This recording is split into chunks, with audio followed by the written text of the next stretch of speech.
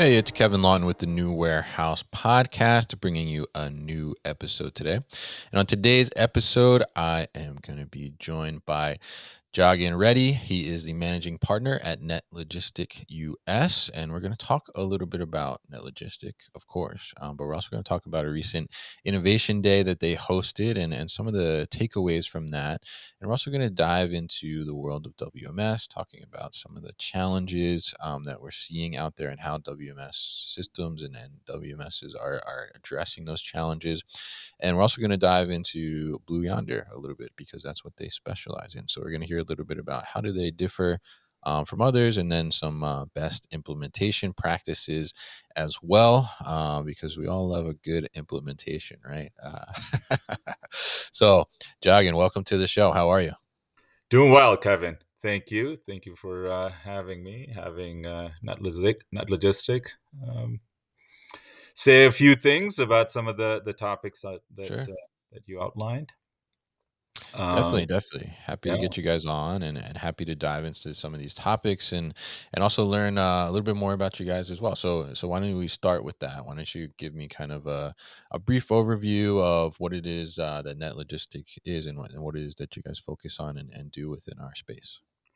yeah. So we're a mid-size. We're not a large company with thousands of people, but we're not a boutique either. So we're a mid-size company, solely focused on supply chain technology solutions. We work with market leaders like Blue Yonder and some of the others as partners. We resell, implement, support, and manage software solutions, working with our market leaders. We're about 600 people globally, Oh, um, presence in the US, in Latin America, and growing presence now in Europe. mm, Being in business for 20 years, known, recognized as a company that brings a lot of depth, domain, industry depth, along with implementing solutions, implementing successfully. Um, that's how market sees us. That's how our partners like Blue Yonder see us. mm. And yeah, we've had a successful last few years. We're looking to wrap up 2023 as a big growth year. Our U.S. business grew about 45% year over year. Wow, nice. Globally, we grew somewhere between 20, 20 and 25% Wow, wow, globally. very Yeah, nice. so doing very well. Yeah, nice work, nice work, definitely. So, I'm curious. I mean, that as you operate globally in all these different regions, I mean, where are you seeing? I know you mentioned for you guys, you're seeing a lot of growth in the U.S. for this year. But are there any particular regions of the world right now that are kind of in more demand for supply chain technologies and systems because they're seeing a lot of growth? Yeah, yeah. Latin America continues to be, the our call it normal growth region, Mm, but the aggressive growth uh, is in the U.S. and Europe, mhm. where investments in supply chains, particularly in what we do, that's warehouse, transportation, labor, and order management systems. Um, just massive amounts of investments going in, Mm, given a lot of the changes that we're seeing as consumers, how we buy stuff and how we get that stuff delivered to us, and that change in expectations is driving companies, whether a company is a consumer brand company or a mm. retailer, or now it's now becoming a norm in B2B commerce as well, right? getting orders placed and getting those orders shipped and received in full on time, is critical for companies, and that's where these Mm. investments are becoming extremely critical for them, and that's where we're seeing the growth we're seeing in the U.S. and Europe. Interesting. Yeah. Yeah. I was curious about that. I mean, as we see like a lot of, like you said, a lot of changes and shifts in where things are coming from and how they're being delivered. I was curious, like where you're seeing that growth at. I mean, would you say, because obviously there's a lot of talk about Latin America and kind of nearshoring, I guess, so to speak, and bringing a lot of distribution center warehousing to Mexico, especially close to the U.S. border. Are you seeing that when companies are doing that? Are they investing in technology up front, or are they kind of going maybe like with the basics to start and then growing into a little more technology? Yeah, nearshoring has been, it's been around for a number of Mm, years. The talk about nearshoring, but just the last, call it 3+ years with COVID, mm, yeah. and disruptions, generally disruptions caused by whether they are trade te- trade tensions between, countries, geopolitical tensions, how those tensions could really massively negatively impact supply chains. Companies are now becoming very, very focused. Uh, Last 2 years, right, Mm, of nearshoring, and what makes most sense as to where they manufacture and distribute. Mexico is becoming an attractive destination for that, from mm, the traditional Far East manufacturing approaches right. that used to be in place, and as Mexico is quickly becoming that, Mexico and some of the other countries in Latin America, we will see investments and growth because of nearshoring focus. Mm, It's early. We've not seen clear signs of big investments, and those investments driving our growth. We've not yet mhm. seen it, but we foresee that in 2025, 26, as we look to the next Interesting. 5 years. Okay, And interesting, to yeah. that Yeah, I was point, curious about that, yeah. I was going to add, one of Sure.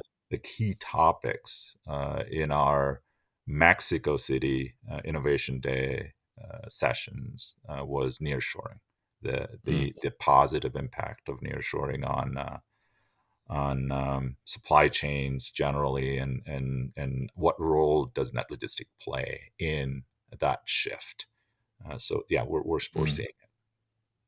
Interesting, yeah. Yeah, I was curious about that because, you hear a lot of talk of moving, to Mexico and, setting up operations there, and then, a lot of interest in, Texas as well because it's close to the border to get goods over, and that type of thing, but I was curious, are they kinda setting up foundation, testing waters a little bit before that investment kinda comes in technology and things like that, and it sounds like that's the case, and we'll be seeing a little more investment, as you're saying, in the next year to 2 years, 3 years. So very interesting there. And you mentioned the innovation day. So you guys host this innovation day, and recently hosted it, I think back in November here. So tell us a little bit about that. What is that, and what does that entail? Yeah, so there are, as you know, Kevin, there are a lot of events and conferences. A lot of them are hosted and run by um, software companies, Right. bringing bringing their customers and prospects and other thought leaders and share insights. A lot of those tend to be very focused on what that company does, where Mm, their focus lies. What we find is that there is a need, and we hear this from our customers, for someone like us to bring a neutral, objective forum to have discussions about where the industry is going, how companies should think about their supply chain investments, and the trends, and what they should be preparing themselves for. Mm. And that's how we think about our innovation day. We think about ourselves as a facilitator of innovation in supply chain, Okay.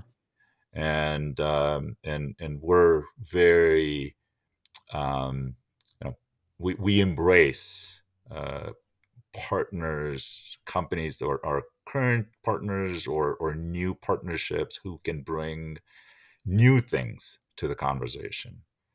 Mm. And as more people join the conversation, both customers who are in need of understanding what the trends are, as well as companies who are doing some innovative things in supply chain, if we can be part of making that connection, Mm. and provide that value, that's what we want to do. And it certainly helps us by being part of the conversation, by being seen as a thought leader. Certainly helps us as we do that facilitation. That's how we approached our innovation day. Mm. Very interesting. Yeah, yeah. I mean, it sounds like a great opportunity to, like you said, be able to learn these new things that are happening, and get your head around the trends and things that maybe you're hearing discussion around, and really get focused on, and figure out how can you bring those within your supply chain, or start to think about how to bring those within your supply chain. So I'm curious for you, what was your biggest takeaway from the innovation day this year? Yeah. So companies, whether they're a manufacturer, or a retailer, or a 3PL, or a distributor, they're all thinking about what's next in supply Mm. chain. What trends should they be paying attention to?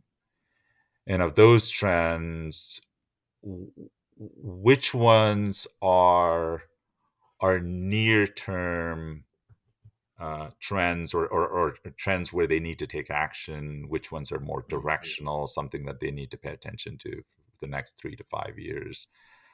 Um, and companies and leaders in companies, both on the business side, operations leaders, as well as IT leaders, are eager to be part of that conversation. So they're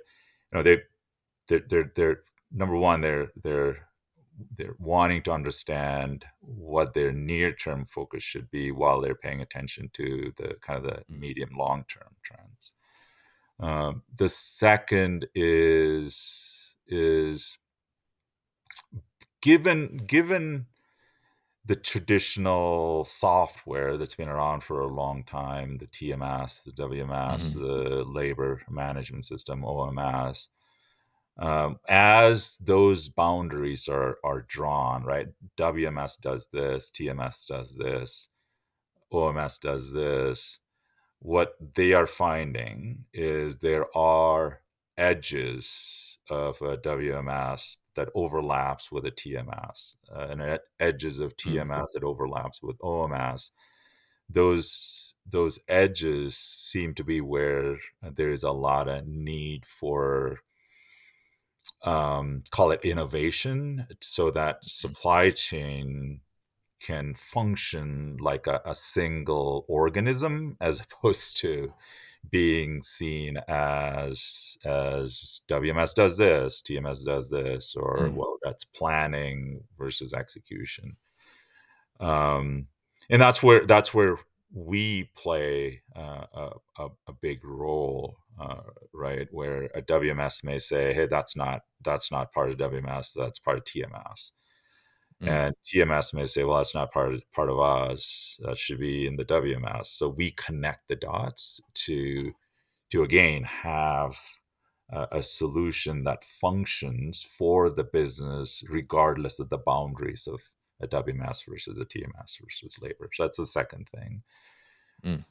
The third thing, there's a lot of focus on automation in operations. That's within warehouses. We're seeing a lot of mobile automation or mobile robots Mm, driven automation compared to the historical fixed infrastructure automation of ASRS right. those big or pick to light or conveyors, right? Those tend to be heavy fixed infrastructure, big investments compared to uh, mobile goods to person or mobile robots helping picking or other critical tasks in warehouses. We're seeing a lot of that movement, Mm, and these new approaches also tend to be more conducive for pilots. You can do a mm, small pilot in a small part of the operation, learn, and then expand, as opposed to the historical big investments. Once you put an ASRS in, there's no pilot, right? You just put yeah, it in, it's it's right? pretty kind of Uh, permanent. Yeah. yeah, it's permanent, and there's a lot of interest there. And Mm, there's also on more process automation where uh, software bots taking on process automation, right. uh, right? Taking emails and turning those emails into something, or taking documents and turning into some actionable, um, you know, things. And you hear about this as robotics process automation, where bots are being written. We see more and more of that on the transportation side, because a lot of what goes on in transportation still is it's very much emails and not faxes anymore, but a lot of PDF files flying back and forth, and yeah, Mm. we're seeing a good bit of that. Interesting. Yeah.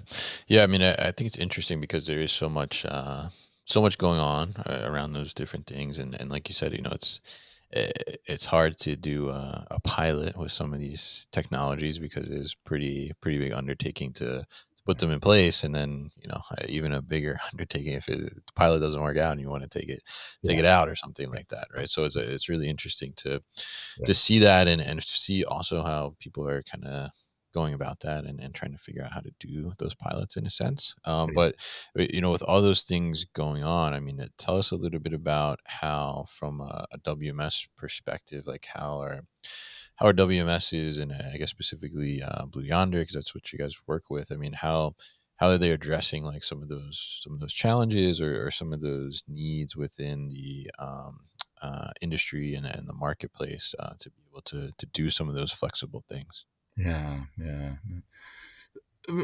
WMSs, they've been around since the mid '90s. Yeah. Since that's around when I started my career in the space, as the call it the first WMSs were being written and brought to market. Um, Mm, so when you look at market leaders like a Blue Yonder and the others in whether it's Gartner's Magic Quadrant and other analysts, how they see and who they see as market leaders from a functional perspective, feature function perspective, they're all at relatively at parity, right? mm, Where the next set of things are being done are now to add to or to complement those robust features and functions of WMS. How do you take the data within a WMS and insights that you can draw from that data, and how do you put a layer of, call it, intelligence Mm, on top of it, so that WMS can, through again that data and insights, can sense changes in operations, can recommend changes in whether it's configuration changes or process changes to adapt to changing conditions within a warehouse, whether the changes are day-to-day changes or changes over time. So that layer of intelligence uh, to to to sense, adapt to changing conditions is where we see the market leaders, right, Blue Yonders and others. They're putting a lot of emphasis in on those things, and those things mm, don't have to be, again, big investments to add on that layer. They're offering those types of things as what are called microservices that you can turn mm. on relatively with relatively low investment, quick implementations.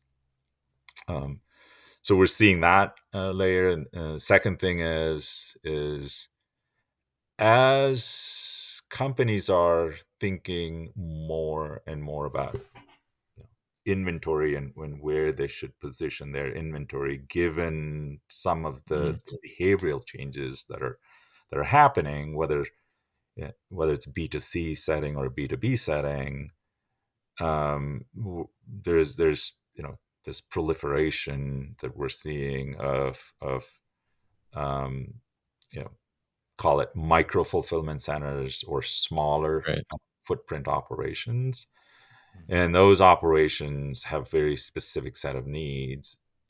Do they need a big robust WMS, or does that big robust WMS serve maybe their national regional distribution centers, but then you know micro fulfillment centers or urban fulfillment centers need a different footprint of a solution that has mm, different set of needs.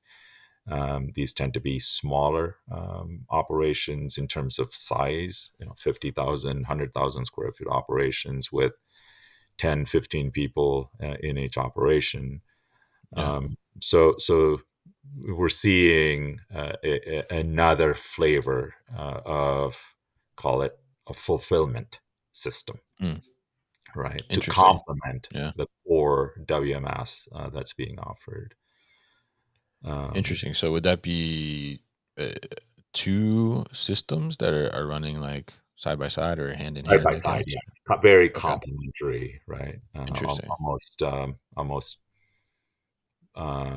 right. They share, the call it the data and insights across them. Um, Mm, okay.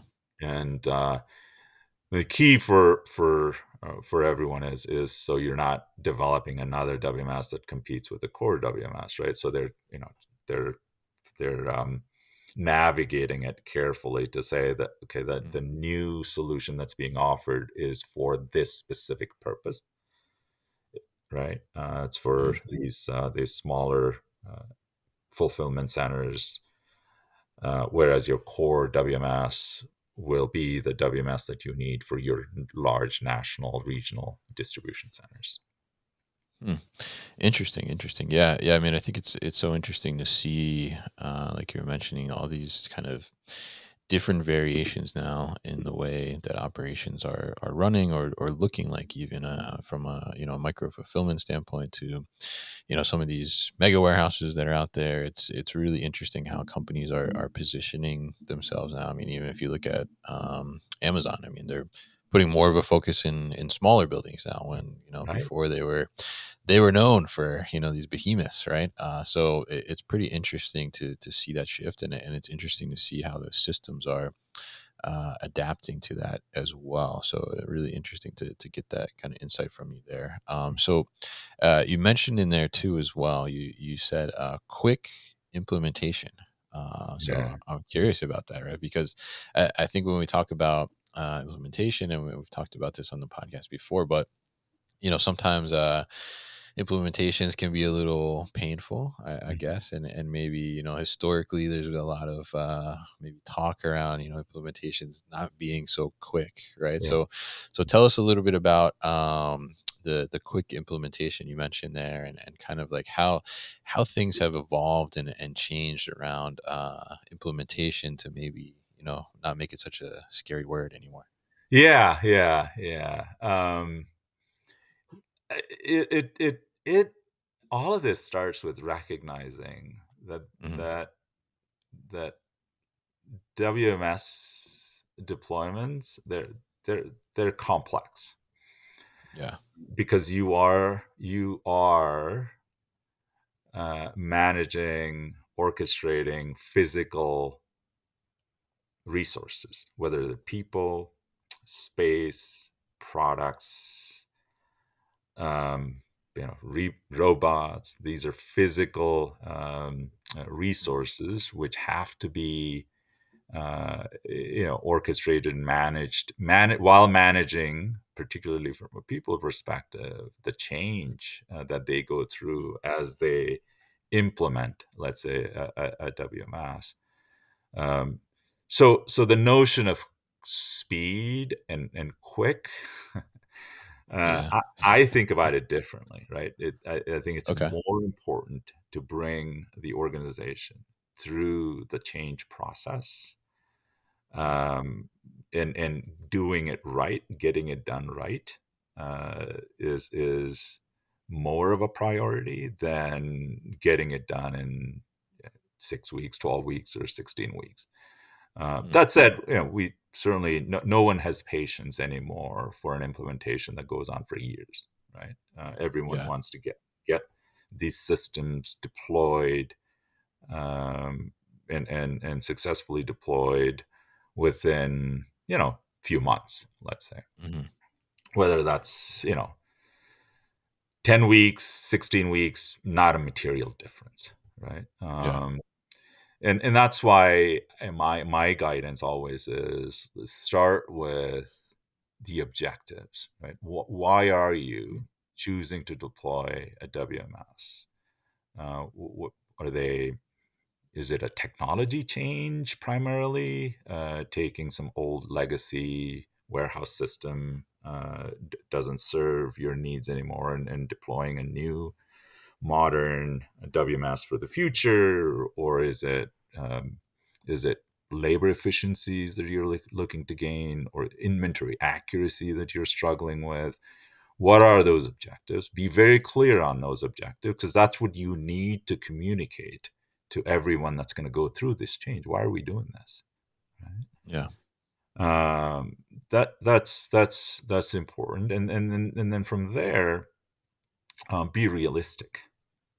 Be realistic about the the speed, the change management, Mm. the the thorough capturing of requirements. What does the business need to be able to do with the new WMS? Making sure those requirements are properly communicated to whoever is doing the implementation, because in the end, the Mm. implementation is the company's initiative, not whoever is Yeah. implementing. It's not a project for the provider. It's a project for it's an initiative. It's a substantial initiative, a Mhm. change initiative for the company that's going to go through this. So they have to be clear on what the business needs to be able to do with the new solution, communicate it, make sure the design as it gets developed by the provider, someone like us, or whoever is working with the company to implement, Mm. um, gets a solution design, captures the business needs, and from there, making sure there's a good, thorough test uh, plan, test management that's in place. So all of the business needs are properly tested, business requirements are properly tested, so that when the decision is made to go, Mhm. uh, everyone has a level of comfort that requirements were documented, solution was designed for those requirements and tested, and there's always a set of unexpected things which happen as you go live. Plan Yeah. for that unexpected, whatever those unexpected things are. I say expect the unexpected, and when those things come up, calmly work through, whatever that came up, collaboratively come up with a solution.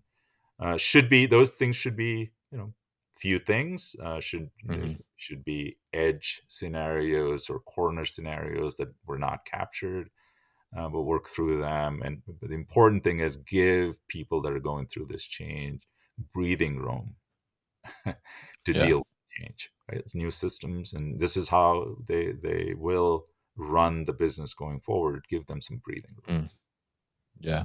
Yeah, absolutely. And I think that's such a great point to be able to, not I think you get lost sometimes in the system aspect and you forget about that human element. And that is such an important thing. I mean, especially when you're talking about, I mean, in any system, but especially when you're talking about a WMS, and there really is going to be an impact to that end user all the way from the manager that's looking up stuff in the WMS all the way to the floor, or the people that are doing picking, packing, and utilizing WMS to be able to do that. So it really good and thoughtful insight there on how to go about implementation, and what to think of at its core is really that the human element, because you could have a totally smooth implementation from a system technical standpoint, and then if it's just a surprise to workers on the floor, you're going to get some resistance, and it's not going to go as well as you thought it would, and you won't get that initial kind of efficiency productivity boost that you're probably hoping for, and probably one of the reasons you decided to switch or decided to That's put right. in a new That's WMS, right. right? So That's right. yeah, yeah. So very interesting stuff here, and very interesting to hear from you too on all these different insights and things happening within the industry, and really appreciate you coming on to talk to us about this. If people are interested in learning more about Net Logistic, and talking to you more about some of these things, and their WMS potentially overall, what's the best way to find out more information, or get in touch with you? Yeah. Our website is the best way, netlogistic.com. Um, we're on social media platforms like LinkedIn and others. And as we present ourselves on shows like yours, certainly as you hear of someone that has a need, would love to hear from people who know us. Get a good warm referral. Is important for us. That's why we put a lot of emphasis on our partnerships. Right? Mhm. We're next to our partners, really thinking about their objectives and aspirations as a company, whether it's Blue Yonder or others, and supporting their growth. And we get a lot of warm introductions and referrals from our partners. Thank you, Kevin, for having me and having Yeah, Netlogistic absolutely. participate on the show. And well, it's been a great conversation. Good questions. Yeah, absolutely, and great answers too as well. I'll say, so you complimented my good questions. But we will definitely put all that information at the newwarehouse.com as well, so people can easily find it. So, Jagan, thank you very much for coming on the show today, and sharing all these great insights with us. Thank you, Kevin.